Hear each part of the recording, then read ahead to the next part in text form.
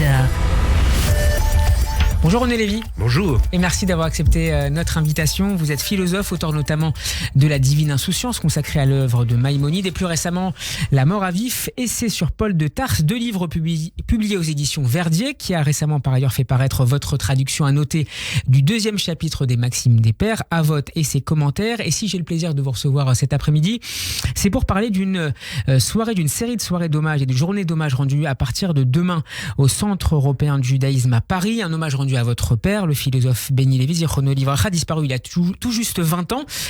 Pour nos auditeurs et notamment pour les plus jeunes qui nous écoutent cet après-midi, comment pourriez-vous présenter l'itinéraire de votre père, juif exilé d'Égypte, militant maoïste, puis talmudiste, d'abord à Strasbourg, puis à Jérusalem, ou plutôt qu'est-ce que vous retenez, René Lévy, vous, le fils, l'héritier, si j'ose dire, de son parcours?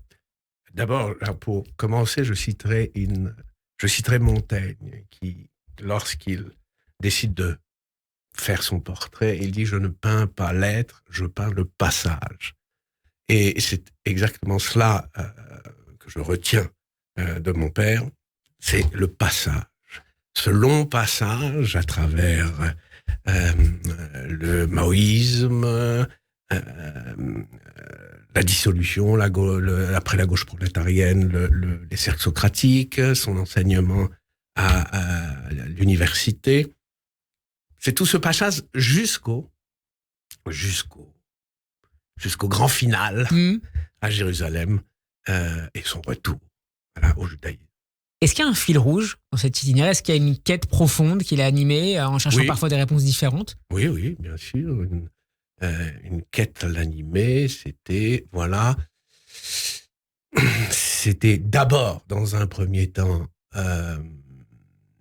une aspiration à l'émancipation, non seulement l'émancipation d'un homme lui-même, mais encore l'émancipation des hommes, d'où son adhésion au communisme, d'où sa lutte maoïste, une lutte pour l'émancipation. Mais très vite, cette quête d'émancipation s'est transformée en quête messianique, c'est-à-dire non plus en une liberté qui s'affirmerait sauvagement, mais en une sorte d'aspiration à l'origine, à la naissance, notamment l'origine de l'être juif. Alors cet hommage démarra dès demain soir, jeudi, à partir de 18h30, pour une soirée à laquelle d'ailleurs vous participerez, René Lévy, aux côtés notamment de la Chavruta, de Benny Lévy à Strasbourg, le Rav Eliaou Ayoun. Qu'est-ce que la découverte des textes du judaïsme, de la Torah, notamment du Rav Avitbol, qui a été son premier maître à Strasbourg, qu'est-ce qu'elle a eu comme effet sur sa vie, sur sa place dans le monde, sur sa vision aussi de l'histoire? Alors, d'abord, Rav Eliaou n'a pas été son premier maître, c'est Jean Zaklan, son premier maître. Il est d'abord initié aux grands textes de la Kabbale, notamment donc au Zohar, et aux commentaires. Tout de suite. Oui, c'est très étrange. Il a fait les choses à l'envers. Bon, il avait presque 40 ans, donc c'est plus... Il était dans sa trentaine. Ouais. Et il a ensuite, après cette découverte, avait auprès de Jean Zaklan quelque chose, évidemment,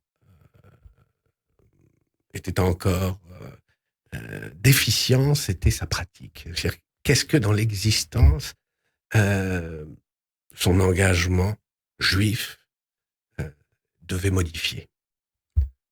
Ça, c'est la rencontre avec Rav Eliaou qui a été décisive, avec Rav Avitbol de Strasbourg. Il le rencontre en 1980, l'année de la mort de Sartre. Il passe, pour ainsi dire, d'un maître à l'autre et décide très vite, au bout de 4 ans, donc, de rejoindre Rav Eliaou à Strasbourg et d'entrer à la Yeshiva. Et donc, c'est la découverte du Talmud et de la Halacha, après le Zohar. Exactement. Alors, ces 4 années, 80-84, c'est la découverte du Talmud à travers les séminaires que Rav Eliaou donnait à Paris et l'engagement progressif, car ça a été progressif, dans la vie juive. Alors après cette première soirée, demain, un colloque se tiendra samedi soir et dimanche, toujours au Centre européen du judaïsme, place de Jérusalem dans le 17e arrondissement de Paris. Un colloque intitulé Révolution et Révélation, avec dès samedi à partir de 20h une conférence autour d'Alain Finkielkraut, de Bernard-Henri Lévy et de Gilles Anus. Un dialogue autour du dernier séminaire de Benny Lévy à Jérusalem, la pensée du retour après Rosenzweig et Lévinas. Qu'est-ce qu'était la pensée du retour chez Benny Lévy, pour Benny Lévy? Alors la pensée du retour, c'est l'idée de la tchouva, mais à partir des textes philosophiques, à travers les textes philosophiques et au-delà. C'est ce mouvement qui commence avec la philosophie et qui se termine par une sortie de la philosophie, un retour, voilà, au texte juif. Voilà, c'est ce mouvement-là qui s'appelle la pensée du retour. C'est donc un mouvement de pensée et c'est aussi un retour. Et ça reprend notamment l'itinéraire de Rosenzweig. C'est avec ça que le séminaire démarre. Cette découverte avant une conversion attendue. Alors, cette pensée du retour est amorcée, au dire de Benny Lévy, est amorcée déjà par Franz Rosenzweig, notamment avec la création du Lehrhaus à Francfort.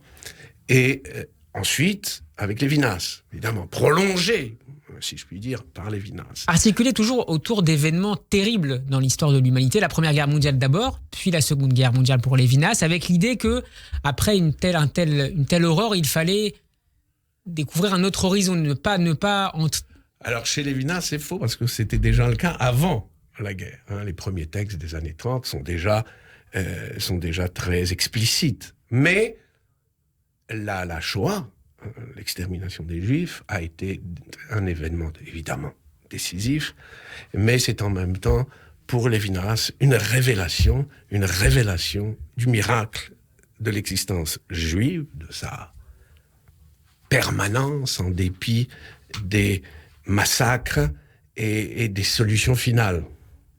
Citons Lévinas, que rapporte Benny Lévy, nous ne voulons pas qu'une fois de plus, donc c'est après la guerre, la Seconde Guerre mondiale et après la Shoah, nous ne voulons pas, qu'une fois de plus, tout ce qu'il y avait d'exceptionnel, et disons-le enfin, le mot de religieux dans notre aventure n'arrive pas à rompre le cours implacable des choses, que nous nous soyons mépris sur le format de notre destinée.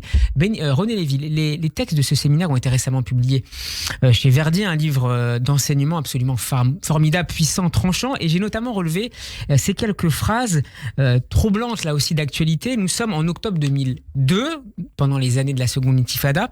Je cite Benny Lévy, après Lévinas, ce thème de l'année s'est imposé à nous. Nous, je veux dire Bernard-Henri Lévy, Alain Finkielkraut et moi, donc qui seront là tous les deux samedi soir, au cœur de la tourmente des 2 années écoulées, de ce site précis de Jérusalem, pour avoir éprouvé le sentiment qu'au fond nous étions dans une situation où il n'y a pas de solution, que les pensées mondaines, les idéologies, puisque la pensée mondaine d'aujourd'hui ce sont les idéologies, n'offrent aucune solution, et j'insiste, il n'y avait ni solution politique ni solution militaire. Nous nous sommes vus seuls au milieu de 70 loups. On ne voit pas comment il est possible de s'en tirer, impossible d'échapper. En quoi ces phrases résonnent-elles selon vous avec notre actualité, celle du massacre du 7 octobre et aussi certaines réactions internationales? Elles résonnent encore plus fort aujourd'hui, puisque là le sentiment, ce que ils ont appelé d'ailleurs, ces trois là dont vous avez parlé, ce qu'ils ont appelé la solitude d'Israël au cours d'un grand entretien. Cette solitude est aujourd'hui accablante. Les 70 loups, c'est les 70 nations pour le coup aujourd'hui. Mais bon, peut-être avec quelques exceptions près, avec quelques nuances près, bien sûr. Il ne s'agit pas de... Mais cette solitude est terrible, mais en même temps, c'est le sentiment, puisque ça, c'est quelque chose qui est fondamental chez Benny Lévy, c'est ce sentiment de délaissement, mais en même temps d'irrémissibilité. C'est une expression de Lévinas, c'est-à-dire le sentiment qu'il y a quelque chose d'irréductible dans l'existence juive, en dépit de la malveillance internationale.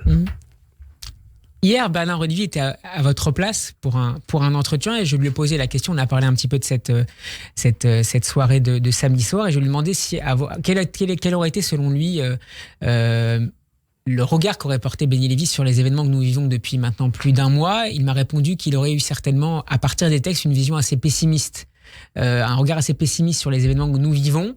Est-ce que vous partagez cette... Pessimiste, non. Je ne vais pas pessimiste. Encore faut-il s'entendre sur le sens du mot, mais il aurait été, bien sûr, extrêmement accablé par la situation que nous vivons, mais pas surpris. Ça aurait confirmé bien sûr, c'est une confirmation flagrante de ce qu'il a toujours, en tout cas ce qu'il a pensé depuis qu'il a découvert les textes de Lévinas, et spécialement ce texte extraordinaire du jeune Lévinas, Être juif. Voilà, encore une fois, comme dans son propre ouvrage éponyme, Être juif, et Béni Lévy dit que voilà, le juif est fait comme un rat. Et c'est le début de son retournement, ce sentiment d'être fait comme un rat. C'est ça qui l'amène au sursaut. Voilà. Sursaut qu'on a constaté en Israël. C'était extraordinaire. Extraordinaire ce qui s'est produit en Israël. Non, je ne crois pas qu'il aurait été pessimiste. Merci beaucoup René Lévy d'avoir été avec nous pour nous présenter cet hommage à partir de demain soir au Centre européen du judaïsme à votre père Béni Lévy, jeudi soir, samedi soir et toute la journée de dimanche. Merci encore et à très bientôt. Au revoir. Au revoir.